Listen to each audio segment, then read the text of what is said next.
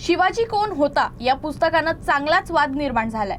यातच बुलढाण्यात वंचित बहुजन आघाडीकडून बुलढाण्यात या पुस्तकाचं उद्या जयस्तंभ चौकात सामूहिक वाचन करण्यात येणार आहे।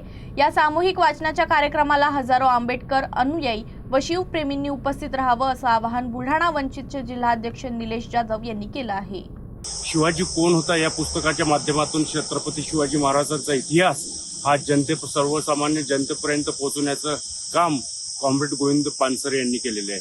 काल आमचे नेते श्रद्धेय बाळासाहेब आंबेडकर यांच्या आदेशानुसार महाराष्ट्रभर सामूहिक वाचन शिवाजी कोण होता या पुस्तकाचं करण्याचे आदेश आले आहेत। त्याच अनुषंगाने आम्ही बुलढाणा जिल्ह्यामध्ये बुलढाणा शहरामध्ये शिवाजी कोण होता या पुस्तकाचं सामूहिक वाचन करणार आहे।